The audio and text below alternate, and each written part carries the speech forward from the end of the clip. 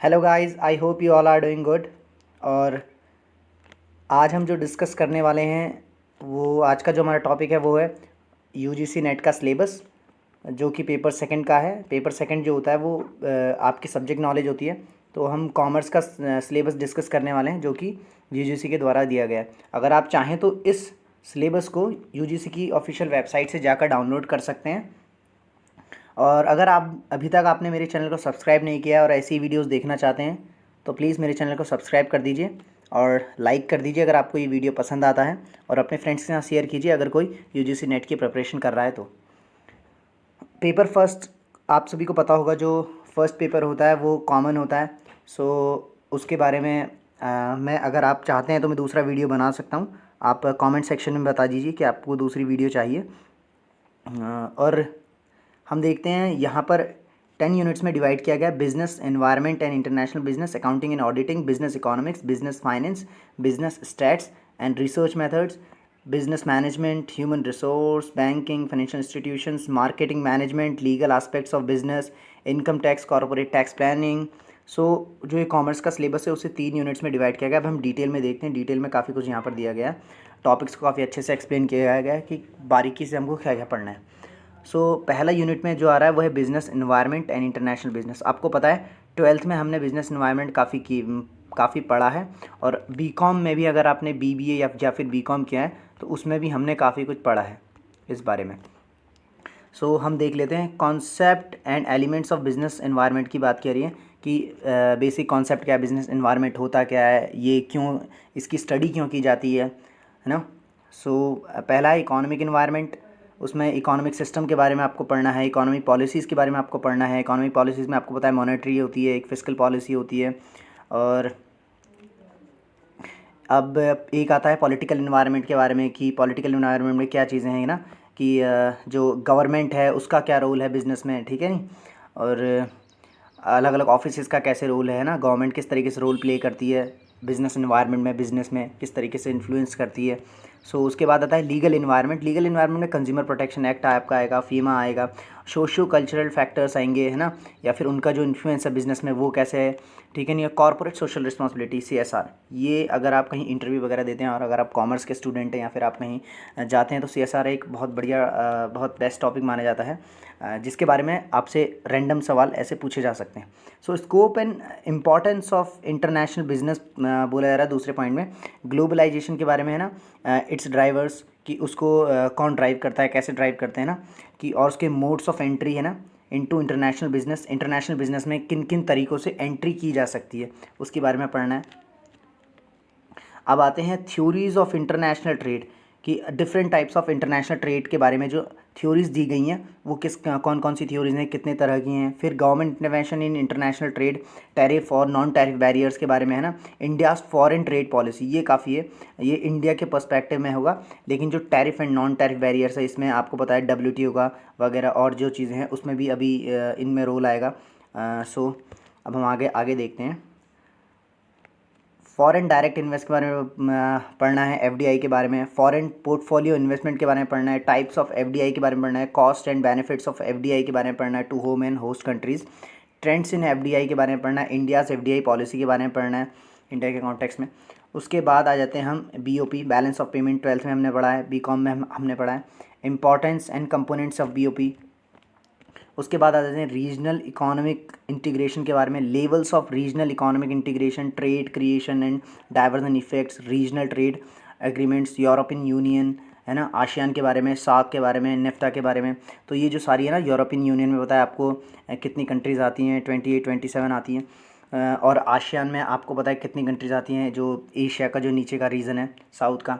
और सार्क भी एक कंट्रीज़ का ग्रुप है, नेफ्टा भी है। इन सभी के बारे में आपको थोड़ा बहुत जो इसमें सिलेबस में दिया गया है कि आपको पढ़ना है। उसके बाद आ जाते हैं इंटरनेशनल इकोनॉमिक इंस्टीट्यूशन के बारे में बताया। IMF, international monetary fund, world bank क्या है ना, UNCTAD क्या है। और देखिए WTO के बारे में अभी मैंने ऊपर जिक्र किया था, उसके फंक्शंस, ऑब्जेक्टिव क्या होते हैं WTO के। एग्रीकल्चर जो एग्रीमेंट है वो क्या है, गेट्स क्या है, ट्रिप्स क्या है, ट्रिम्स क्या है, ये सब WTO के एग्रीमेंट हैं, ठीक है नहीं। उन सब के बारे में डिटेल में हमें पढ़ना होगा इसमें। उसके बाद जो सेकेंड यूनिट दी गई है उसमें दिया गया accounting and auditing. Accounting and auditing के बारे में मैं आपको बता दूं कि अकाउंटिंग हमने काफ़ी कुछ पढ़ी है 11th और 12th में, और बीकॉम में या फिर बीबीए वाले कोर्सेज जो हम करते हैं कॉमर्स के स्टूडेंट्स। बेसिक अकाउंटिंग प्रिंसिपल्स के बारे में, कॉन्सेप्ट एंड पोस्टुलेट्स के बारे में बताना है, पार्टनरशिप अकाउंट्स के बारे में बताना है, एडमिशन कैसे होता है पार्टनर का, रिटायरमेंट में कौन कौन से अकाउंट बनाए जाते हैं, किस तरीके से गुडविल का वैल्यूएशन होता है, वगैरह वगैरह चीज़ें। Death, dissolution and insolvency of partnership firms. आपको लग रहा होगा मैं थोड़ा जल्दी इसलिए पढ़ा रहा हूँ क्योंकि ये जो है ये सिलेबस कॉमर्स के स्टूडेंट्स के लिए है, और आपको काफ़ी कुछ समझ में आ रहा होगा। ये सब सारे जो टर्म्स हैं ये आपने कभी ना कभी पढ़ी हुई हैं। सो कॉर्पोरेट अकाउंटिंग की बात की रही है, issue for feature and re issue of shares, liquidation of companies, acquisition कैसे करना है, मर्जर कैसे होता है, एमालगमेशन कैसे, रिकंस्ट्रक्शन ऑफ कंपनीज कैसे होती है, उन सभी की डिटेल, उन सभी में किस किस तरीके की अकाउंटिंग इस्तेमाल होती है, किस तरह से अकाउंट्स बनाए जाते हैं, कौन कौन से अकाउंट्स बनाए जाते हैं, ये सारी डिटेल में आपको पढ़ाई करनी है। होल्डिंग कंपनी के अकाउंट्स किस तरीके से बनाए जाते हैं, होल्डिंग कंपनी क्या होती है, उसके बारे में डिटेल में आपको यहाँ पर स्टडी करनी है। कॉस्ट एंड मैनेजमेंट अकाउंटिंग की बात कर रहे हैं, मार्जिनल कॉस्टिंग की बात है, ब्रेक इवन एनालिसिस क्या होता है ना, वो किस तरीके से किया जाता है, स्टैंडर्ड कॉस्टिंग क्या होती है, बजटरी कंट्रोल क्या होता है, प्रोसेस कॉस्टिंग क्या होती है, एक्टिविटी बेस्ड कॉस्टिंग क्या होती है। अगर आप सभी ने कॉस्ट अकाउंटिंग पढ़ी है सो आपको ये हल्का फुल्का ऐसा लग रहा होगा कि ये आपके टच में है। सो अगर आप फिर भी भूल गए हैं तो आप एक बार दोबारा रिवीजन कर लेंगे। Costing for decision making, life cycle costing, target costing, केजन costing and JIT। आपको अगर इन टर्म्स के बारे में थोड़ा बहुत भी नॉलेज है तो मुझे लगता है आपके लिए पढ़ना काफ़ी आसान होगा। वैसे तो अगर आप कॉमर्स के स्टूडेंट हैं तो नेट की तैयारी मुझे लगता है सेल्फ स्टडी से काफ़ी आसान हो जाती है, इतना कोई आपको खास कोचिंग वगैरह लेने की कोई खास ज़रूरत नहीं होती। फाइनेंशियल स्टेटमेंट्स एनालिसिस की बात की रही है, सो ये तो काफ़ी हमने 12th में ही पढ़ा है, बीकॉम में ही पढ़ा है। रेशियो एनालिसिस काफ़ी पूछा जाने वाला सवाल 12th में जो होता है अकाउंटिंग में। फंड फ्लो एनालिसिस की बात की रही है, कैश फ्लो एनालिसिस की बात की जा रही है, तो ये सभी हमने पढ़ी हुए हैं। ह्यूमन रिसोर्स अकाउंटिंग की बात करें, inflation accounting, environmental accounting, Indian accounting standards and IFRS, ये सब 11th क्लास में हमने पढ़े हुए हैं। ऑडिटिंग की बात करें, इंडिपेंडेंट फाइनेंशियल ऑडिट, वाउचिंग क्या होती है, वेरिफिकेशन क्या होता है, वैल्यूएशन ऑफ एसेट्स क्या होते हैं, है ना, and liabilities, audit of financial statements, audit report, cost audit, ये सब ऑडिटिंग का पार्ट है। रीसेंट ट्रेंड्स इन ऑडिटिंग, है ना, रीसेंट ट्रेंड्स क्या हैं, मैनेजमेंट ऑडिट क्या होती है, एनर्जी ऑडिट क्या होती है, एनवायरनमेंट ऑडिट क्या होती है, सिस्टम्स ऑडिट क्या होती है, सेफ्टी ऑडिट क्या होती है, तो ये सारी डिटेल में इनके बारे में पढ़ना है। अब आ जाते हैं तीसरा जो यूनिट में डिवाइड है, बिजनेस इकोनॉमिक्स। बिजनेस इकोनॉमिक्स में क्या क्या डिटेल में दिया गया है, इसकी मीनिंग के बारे में पढ़ना है, स्कोप ऑफ बिजनेस इकोनॉमिक्स के बारे में हमने पढ़ना है, ऑब्जेक्टिव्स ऑफ बिजनेस फर्म्स के बारे में पढ़ना है कि क्या ऑब्जेक्टिव है बिजनेस फर्म्स का, डिमांड एनालिसिस पढ़नी है, लॉ ऑफ डिमांड पढ़ना है, elasticity of demand and it's measurement, relationship between AR and MR। सो अगर आपने 12th की इकोनॉमिक्स पढ़ी है तो आपको ये सारी चीज़ समझ में आ रही होंगी। और कंज्यूमर बिहेवियर के बारे में पढ़ा है, utility analysis, indifference curve analysis, so ये सब भी हमने 12th क्लास में पढ़ा है। ये सभी आपको पता है, माइक्रो का पार्ट है ना। कंज्यूमर बिहेवियर क्या होता है और यूटिलिटी एनालिसिस क्या होता है, law of variable proportions, law of returns to scale, ये काफ़ी डिटेल में पढ़ा है, ये सभी माइक्रो का पार्ट है। Theory of cost, short run and long run cost curves, ये सब इकोनॉमिक्स के सब्जेक्ट्स का पार्ट है। Price determination under different market forms के बारे में हमने पढ़ा है। देखिए, परफेक्ट कंपटीशन होता है, मोनोपोलिस्टिक मार्केट होती है, ठीक है नहीं, ओलिगोपोली होती है, प्राइस लीडरशिप मॉडल इसमें कैसा होता है ना, मोनोपोली, प्राइस डिस्क्रिमिनेशन, ये सारे अलग अलग मॉडल्स के बारे में बताया गया है कि मार्केट्स जो डिफरेंट काइंड्स ऑफ एग्जिस्ट करती हैं, है ना। आपको पता होगा मोनोपोलिस्टिक में क्या होता है कि एक मोनोपोली क्रिएट कर लेते हैं, और जो परफेक्ट कंपटीशन होता है वहाँ पर सेम तरीके के प्रोडक्ट था। चलिए, ये डिटेल में कभी हम और पढ़ेंगे, अगर आपको लेक्चर्स चाहिए तो आप कमेंट भी कर सकते हैं। सो यूनिट 4 में है business finance, scope and sources of finance, lease financing क्या होती है, cost of capital, time value of money. तो टाइम वैल्यू ऑफ मनी काफ़ी अच्छा टॉपिक होता है रिसर्च के लिए, और जो वैल्यू ऑफ मनी है उसके टाइम वैल्यू ऑफ मनी जो बताया गया, जो टॉपिक यहाँ पर मेंशन किया गया है, इसके ऊपर काफ़ी ज़्यादा रिसर्च अगर आप करेंगे तो आपको इंटरेस्टिंग लगेगा टॉपिक पढ़ने में। और फिर कैपिटल स्ट्रक्चर के बारे में बताया गया है। बेसिकली फाइनेंस की बात की जा रही है तो इसमें इसी तरीके की चीज़ें आएंगी। कैपिटल बजटिंग क्या होती है, कैपिटल बजटिंग डिसीजंस कैसे होते हैं, कन्वेंशनल एंड साइंटिफिक टेक्निक्स क्या हैं ऑफ कैपिटल बजटिंग एनालिसिस, ठीक है नहीं, दो तरीके की टेक्निक्स यहाँ पर बताई गई हैं, कन्वेंशनल और साइंटिफिक। सो वो किस तरीके की होती हैं वो सभी पढ़ना है। वर्किंग कैपिटल मैनेजमेंट की बात करिए, डिविडेंड डिसीजन की बात करिए, theories and policies, risk and return analysis की बात करिए, एसेट स्क्रूटिनाइजेशन की बात करिए कि एसेट्स को स्क्रूटिनाइज कैसे किया जाता है और एनालिसिस किस तरीके से किया जाता है। बेसिकली ये देखिए फाइनेंस में आ रहा है तो सब कुछ फाइनेंस से रिलेटेड चीज़ें बताई जा रही हैं इसमें, ठीक है नहीं। इंटरनेशनल मॉनेटरी सिस्टम किस तरीके से काम करता है, इंटरनेशनल मॉनेटरी सिस्टम कैसा होता है वगैरह वगैरह चीज़ें।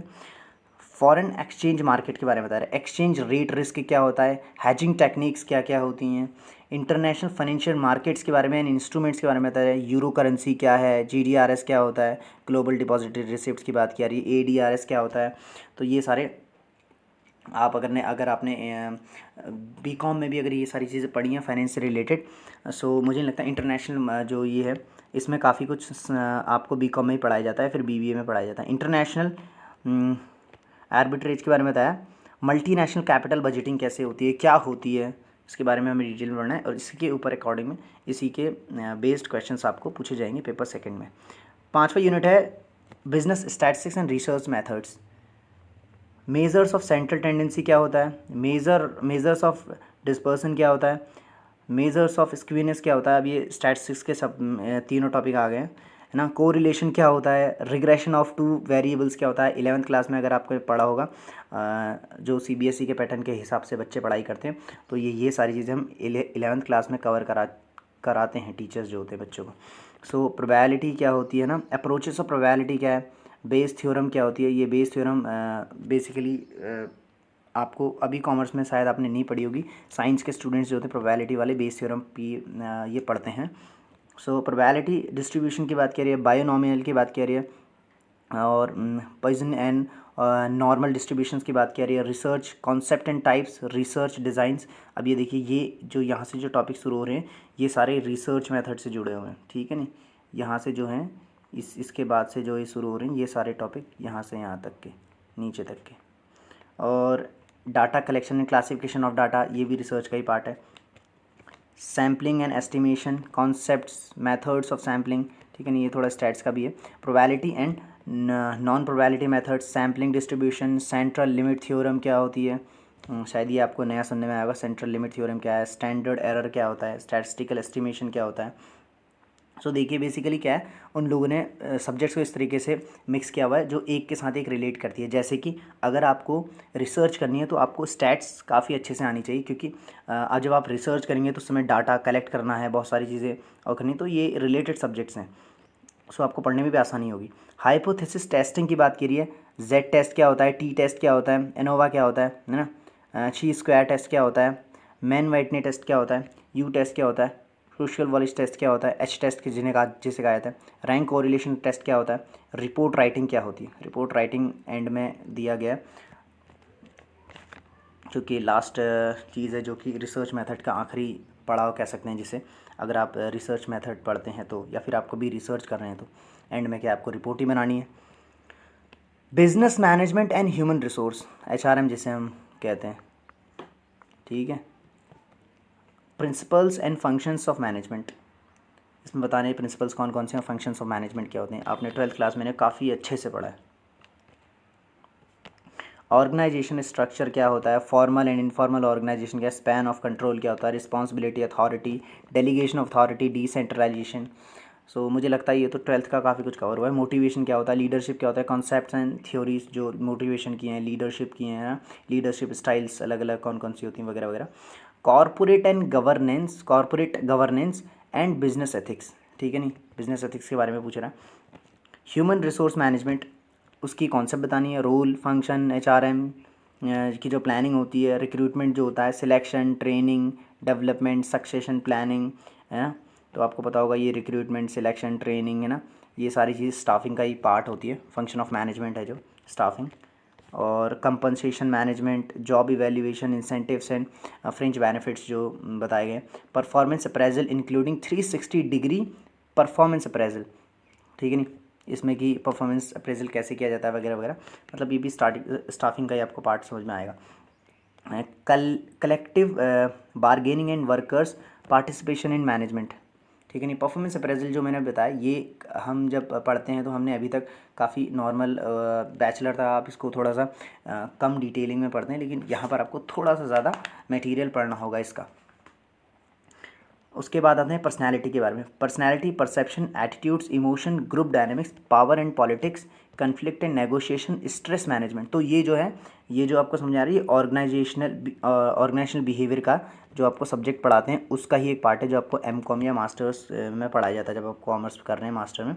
सो उस तब आपको ये पढ़ाया जाएगा, जिसमें कि आपको perception, attitude, emotion, group dynamics क्या होता है, पावर एंड पॉलिटिक्स क्या है, कन्फ्लिक्ट एंड नेगोशिएशन क्या होता है, स्ट्रेस मैनेजमेंट कैसे किया जाता है, ठीक है नहीं। Organisational culture, organisational development, organisational change, ये भी ऑर्गेनाइजेशनल बिहेवियर का ही पार्ट होता है। अब हम आगे बढ़ जाते हैं। 7वां जो यूनिट बताया गया उसमें बताया बैंकिंग एंड फाइनेंशियल इंस्टीट्यूशंस के बारे में। बैंकिंग एंड फाइनेंशियल इंस्टीट्यूशंस आपको, अगर आपने बीकॉम पढ़ा है तो काफ़ी यूनिवर्सिटीज़ में ये सेकेंड ईयर में होता है, पर नॉर्मली अगर आप कुमाऊं यूनिवर्सिटी के स्टूडेंट हैं तो आपको ये थर्ड ईयर में पढ़ने को मिलेगा। Overview of Indian financial institution की इंडियन फाइनेंशियल इंस्टीट्यूशन है उसका ओवरव्यू पढ़ना है आपको कि किस तरीके से काम कर रहा है ना, कौन से पब्लिक और कौन से प्राइवेट बैंक्स, फाइनेंशियल जो इंस्टीट्यूशन हैं वो काम करते हैं, किस तरह से काम करते हैं, क्या किसके राइट्स कैसे होते हैं, है ना, क्या पावर्स हैं, किस तरीके से रेगुलेट किया जाता है इन्हें। Types of banks, commercial bank, regional rural banks, ठीक है नहीं, फॉरेन बैंक्स, कोऑपरेटिव बैंक्स, ये देखिए पूरी बैंक की डिटेल्स दी हुई है कि कौन कौन से बैंक्स हैं अच्छे से। रिजर्व बैंक ऑफ इंडिया, देखिए आरबीआई के बारे में, उसका function, role, monetary policy management वो कैसे करता है।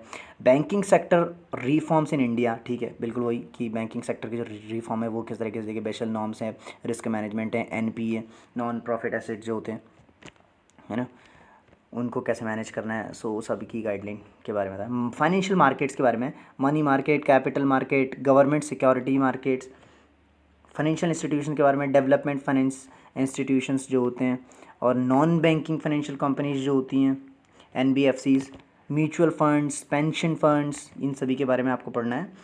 अब आ जाते हैं हम फाइनेंशियल रेगुलेटर्स इन इंडिया के बारे में दिया पढ़ना है हमें। Financial sector reforms including financial inclusion और digitization of banking and other financial services, internet banking, mobile banking, digital payment system, इन सभी के बारे में पढ़ना है। देखिए जो डिजिटल पेमेंट सिस्टम है वो तो काफ़ी करंट में इस्तेमाल होने वाली चीज़ है।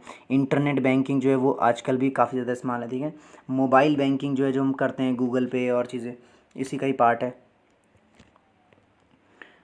इंश्योरेंस टाइप्स क्या होते हैं इंश्योरेंस के, life and non life insurance कौन से होते हैं, एक तो लाइफ इंश्योरेंस और नॉन लाइफ इंश्योरेंस कौन कौन से होते हैं, रिस्क क्लासिफिकेशन कैसे होता है एंड मैनेजमेंट कैसे होता है उसका, फैक्टर्स जो लिमिटिंग होते हैं, द इंश्योरेबिलिटी ऑफ रिस्क, री insurance, regulatory framework of insurance, है ना, इरिडा एंड इट्स रोल। देखिए इरिडा जो आपको पता है ये एक ऑर्गेनाइजेशन होती है ना, इंश्योरेंस रेगुलेटरी डेवलपमेंट अथॉरिटी बोला जाता है इसे, उसका रोल क्या है। तो और अगर आपने